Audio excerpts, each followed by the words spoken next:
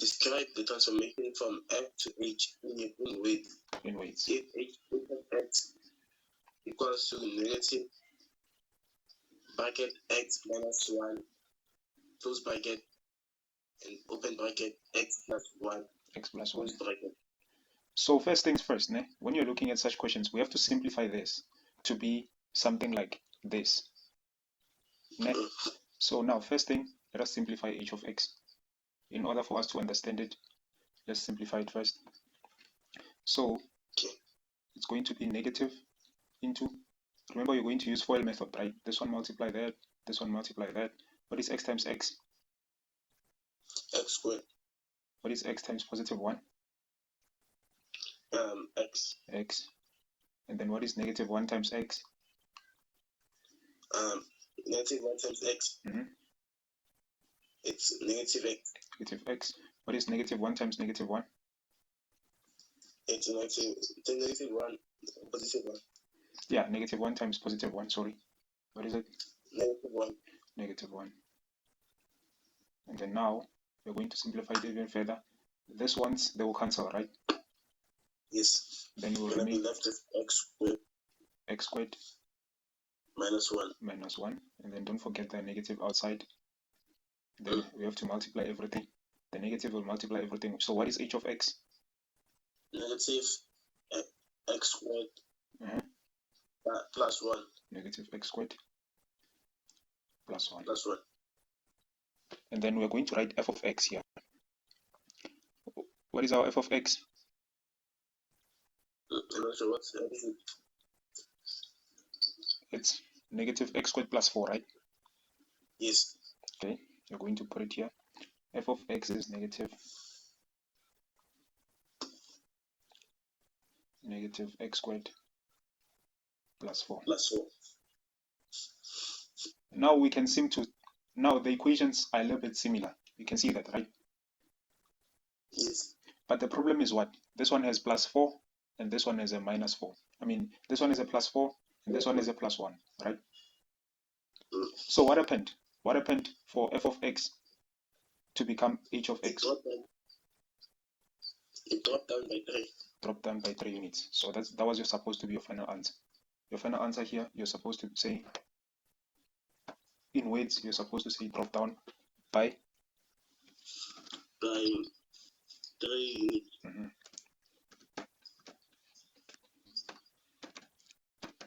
By 3 units. That was supposed to be your final answer. Do you get it? Yeah, I do. So what was the other question that you struggled with? Okay, is the one I told you about where I gotta find the length.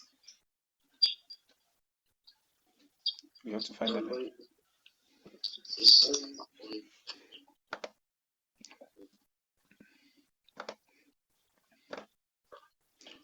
This one.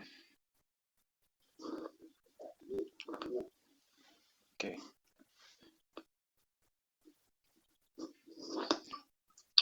$3.1.3. 3.1.3. For 3.1.3, we're given 6 units, right? OD is equals to 6 units. So remember yesterday I asked you if the distance from here to here is 6, what will be the coordinates? What will be the x coordinate of D? 6. 6. 6 and 0. So what will be the x coordinate of E? 6 and maybe 1. I only want the x coordinate. What will be the x coordinate of F? 6. 6. Now our task is to find the y coordinate now. How would you find the y coordinate of this one? Of F? Would we substitute with respect? Substitute by 6. Substitute by 6 where there is in this equation, right? Yes. So what will be your y? 6 minus 2. What is 6 minus 2? My y will be positive 4. Positive 4. It's okay. Your y here is positive 4. And then for E, you substitute by 6 is gonna be 1 over 2. 1 over 2.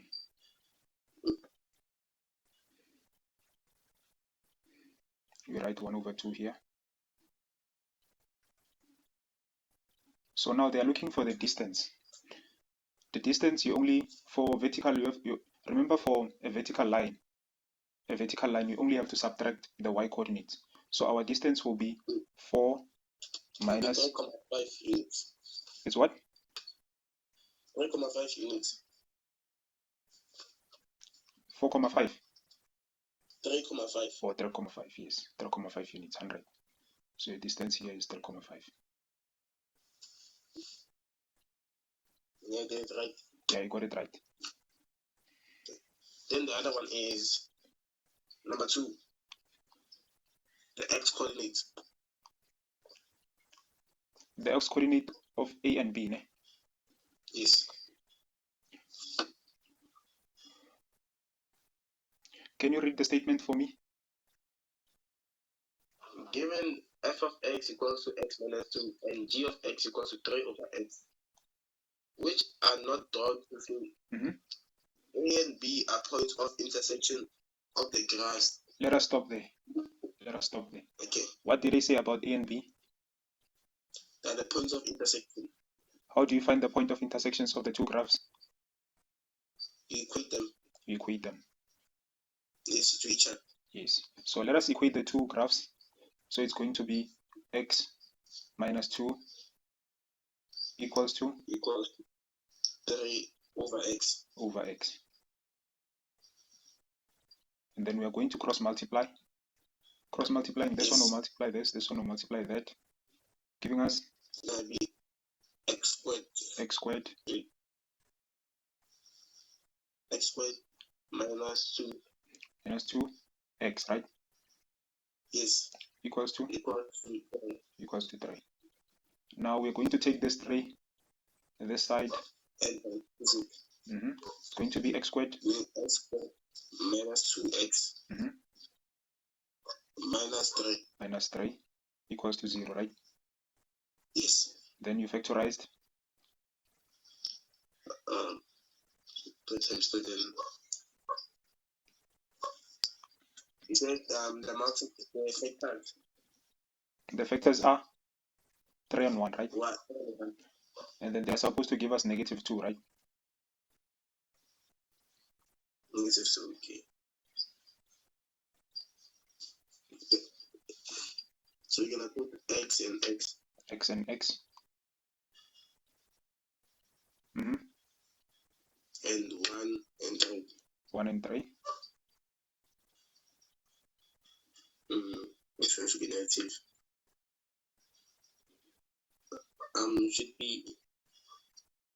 Should negative 3. Negative 3. And positive 1. And positive 1. So what are the x values? The x values are x is equal to negative 1. Negative 1. X equals to positive 3. X equals to positive 3. So now we have to choose. This is the x coordinate of A or B. Let's look at the graph. The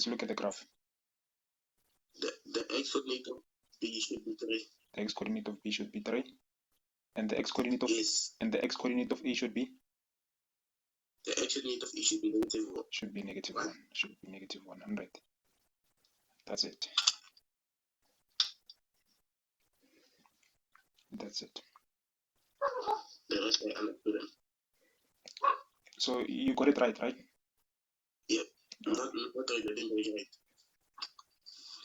Let me see. I don't right thing. Okay. I want to see your solutions. Not the one. Where is it? No, not the one. Which one? Did I send it? Let me check. But correct it there. As long as don't worry if you didn't send it. Just correct it there. Okay. Just correct it.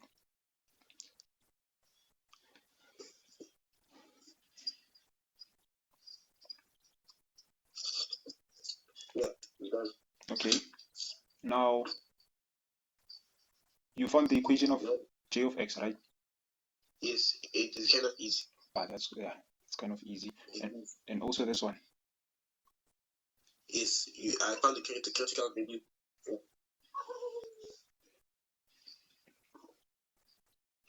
Now what's the other question that you had? Can you go to 2.8 point something? Yeah. No, we need 2.8 point something. Yes. It says I should find the range to make minimum, maximum value, and the one I should find the x values. How? Yeah, that one. Oh, this one, 2.7. Yes, the last one says the value of x where the graph increases or decreases. Oh, the last part. Mm. Okay, we're just going to do this one, right? Mm. Just going to do this one. So you sketched this graph, right?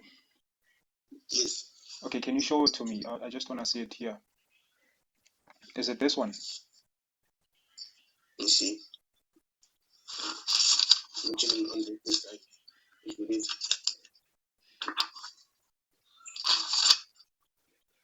Or is it yeah, it's this one. Yes, it's this one. Yeah. This one. So your sketch was actually correct. Your sketch was actually correct. Okay, I can see the graph. The graph actually moves this way, and then it ends here at 9, and it goes this way, right? And then I can see the -3. Yes. Yes, this is actually correct. The turning point, this, and the graph. Okay. Now they were asking for the domain.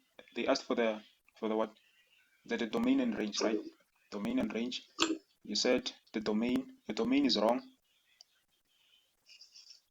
The domain is actually wrong. The domain for this function, remember this function is still going. Whenever it's passing 3 and 3, it's still going. It still goes down. So x, if the graph doesn't actually stop, x is an element of all real numbers. This was supposed to be your domain.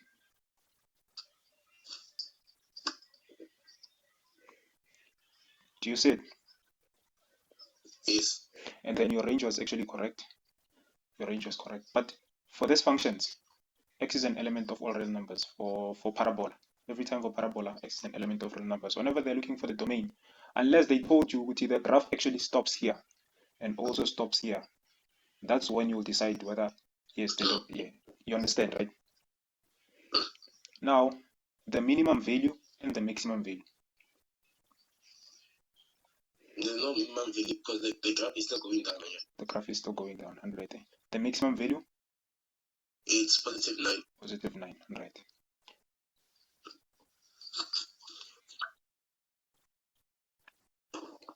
And the values of x where the graph increases and decreases. Or you're looking for this part, ne? Yes. Okay. Now let's go back to your solutions. Remember when we are sketching. When you actually get a solution, I don't know where to start. Okay. So remember when you are writing, whenever we're drawing, we're starting from left and we're going to the right, right? Are you still there? Yes, I'm still here. Can you see what I've just done here? I've started drawing my graph from left to the right. To right. What was happening here? Was I increasing or decreasing? You were increasing. I was increasing. This tells us this part of the graph. This part of this graph is actually increasing. Can you see that? Yes. So actually from negative infinity to 9, yes. The graph is what? The graph is increasing. Is increasing. Then from 9 to infinity. From 9 to what? To negative what? Infinity. Infinity. The graph is what? Is increasing. Decreasing. Remember from 9, remember if this was 9 here, if this is 9, if I'm going from 9, going downwards, I'm decreasing. Can you see that? So this graph is divided into two parts, the increasing part and the decreasing part. So from negative infinity, I'm increasing. Yeah, and then from 9 going to negative, going downwards, I'm decreasing.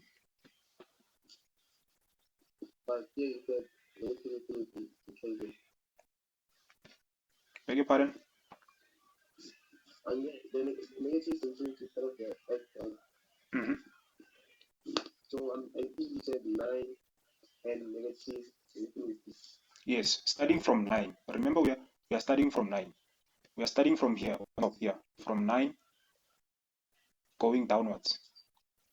Can you see what is the graph doing here? Is the graph increasing or decreasing? Decreasing. And then can you see it, right? Yes, I understand it. I understand how you yeah.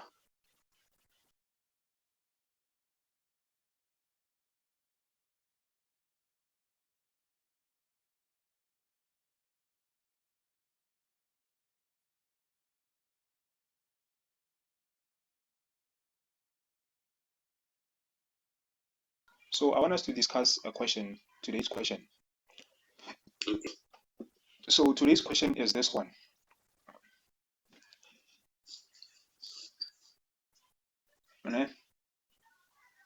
We are still on parabola. We're still discussing a parabolic function, and they're telling us to sketch the graph of h of x equals to ax squared plus q, if further given that the range of this function is starting from negative 4 to positive infinity.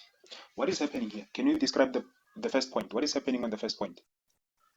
Meaning the graph is facing concave up. Concave up. Meaning, remember, we're given negative 4 here. It's 4. Negative 4. Negative 4 going upwards. Concave up. Yes. And then they are telling us that a is not equal to 0, but a has to be greater than 0. What does this statement actually mean?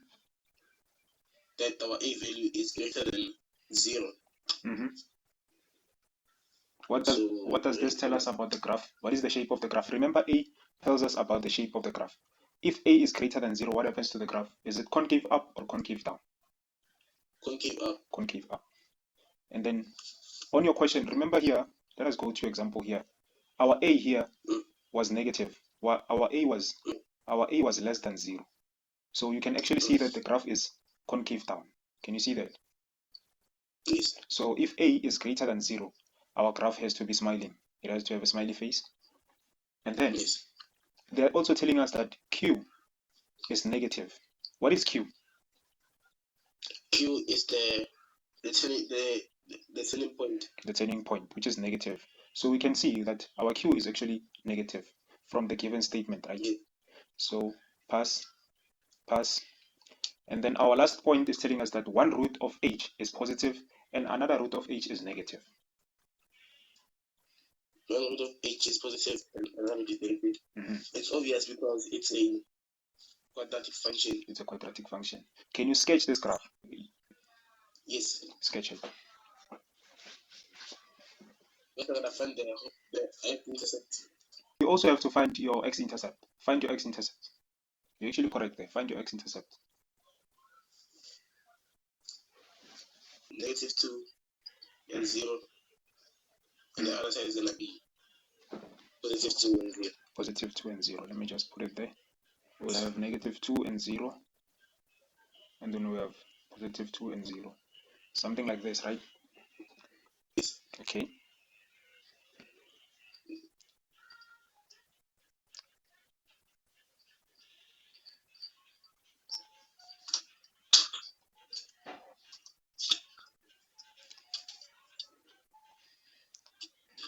And then what was the turning point? It was negative 4. Negative 4, somewhere here, right?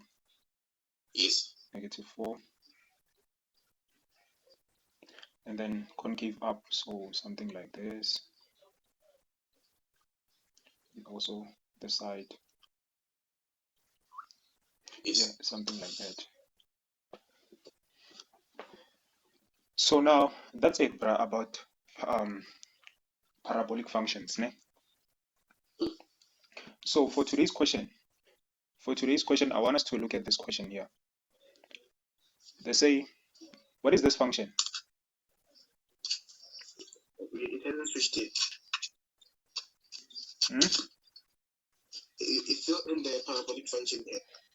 I haven't seen the left side. No, I haven't. Oh, okay.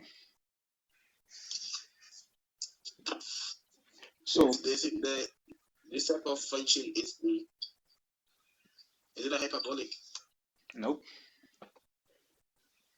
Can you guess? I've done this function before. What is it? Linear, hyperbole, quadratic, and the other C functions. I'm not sure which one is it. Exponential. Exponential. Yes.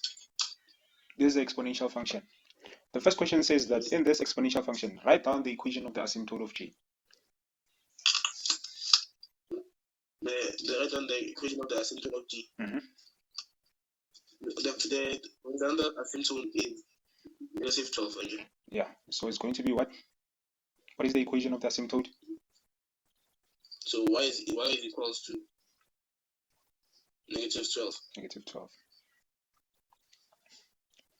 Determine the x-intercept of g and also determine the y-intercept of g. I'm giving you these questions. So that times 1 minus 12.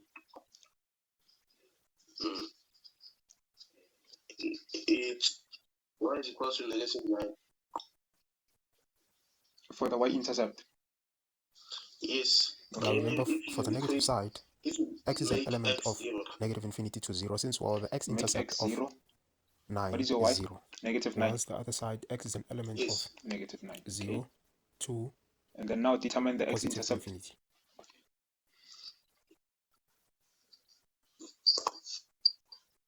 Can we do it together?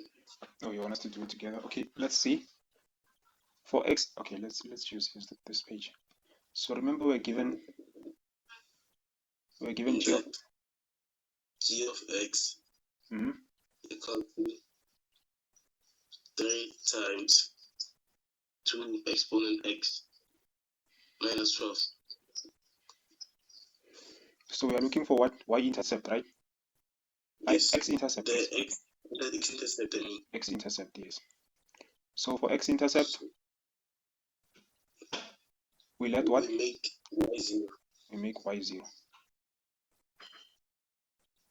So where there is y, we put 0. So it will be 0 equals to 3 times 2 exponent x minus 12. Minus 12. So we'll take the 12 at this side, giving us 12. 12 equals to 3 times 2x, 2 exponent x. And then we want to remain with only just 2 to the power of x. This side will divide by 3. 3 volts. Which is 4 equals to 2x, exponent x.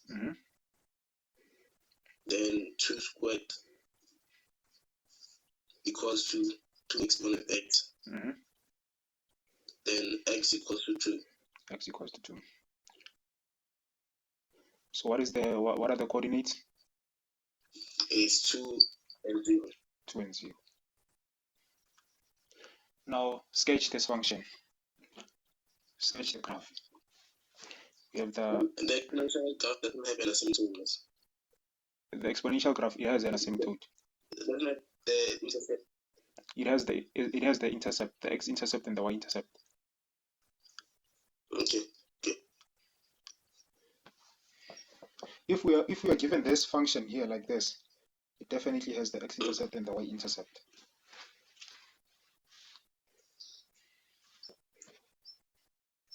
Do you want us to do it together? Yes.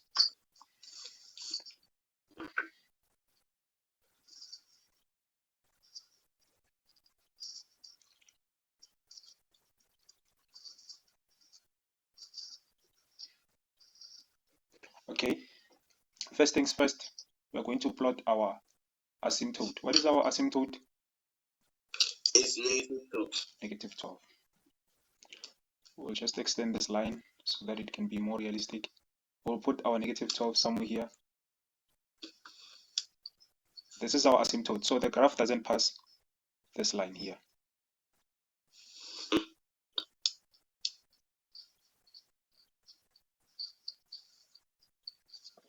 Now, another thing, we're going to plot our y-intercept. What is our y-intercept? -9. 0 and -9. Where is 0 and -9? Where is 0 and -9? At the positive infinity side. Right there. 0 and -9. X is 0. Or -9. 0 and -9. Just let's look at it carefully. Let's look at it. It's 0 and -9, right? Where is it? Below -12. Below or above? Above, right? So it's going to be -9. -9 will be here. So our point will be exactly here. So what is our x-intercept? Our x-intercept is +2 and 0. +2 and 0. Where is +2 and 0? At the right side. Right hand side. 2 and 0, right? Yes. Now we'll plot our function. Our function will go something like this.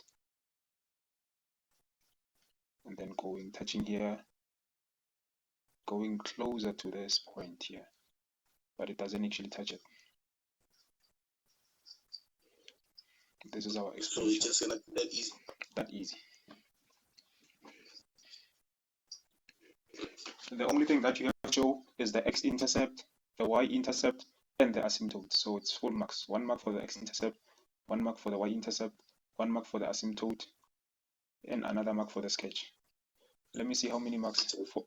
3 marks, yeah. So these are just 3 marks. These are just 3 marks, man. These are just 3 marks. You have to just take them. If you don't want to take them, it's on you. So let's see. No, I made a mistake here. This was not supposed to be f. This is not the function of f. This is g. This is g of x. Just like that, you just lost marks. Yeah, just like that, you lost a mark.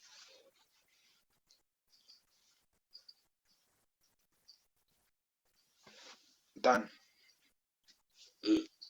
Is A. Is B. No.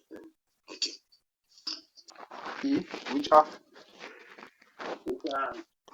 0 and 1. 0 and 1. How did you find them?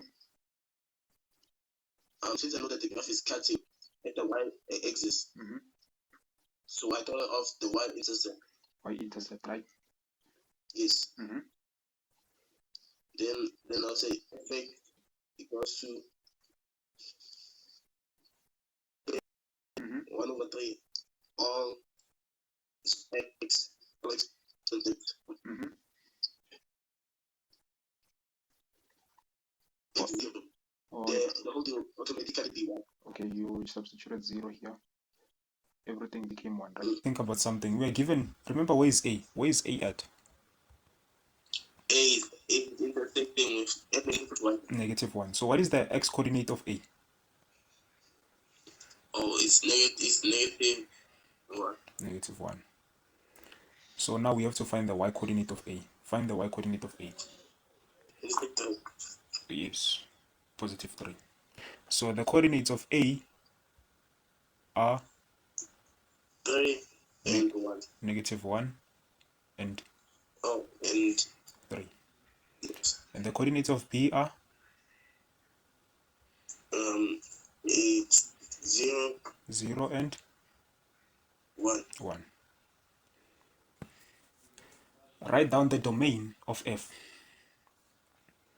The domain of F is from -infinity to +infinity. Yes, 100.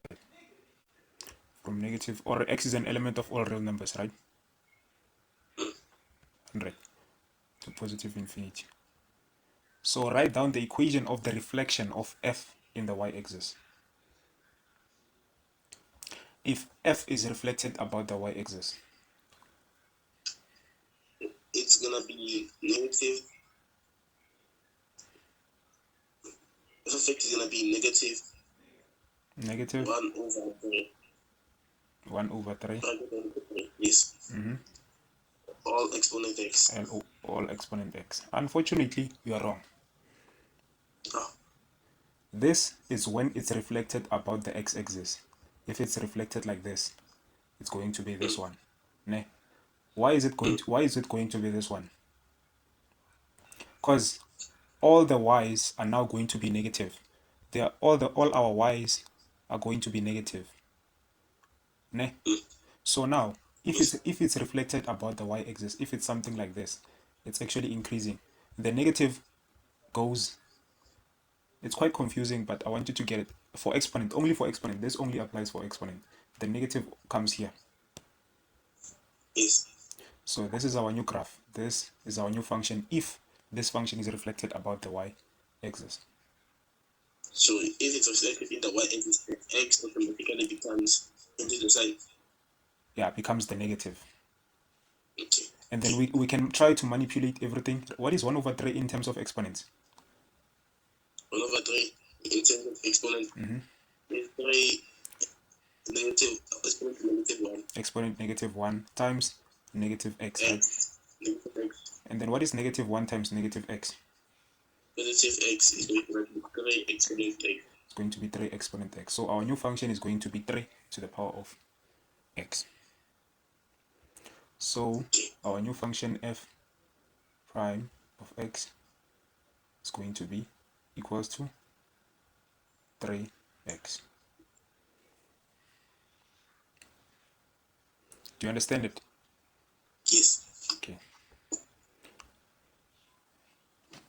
Now the last question, give the equation of the asymptote of y equals to g of x plus 2. Y is equals to positive 2. Y is equals to positive 2. 100. Y equals to 2. Done.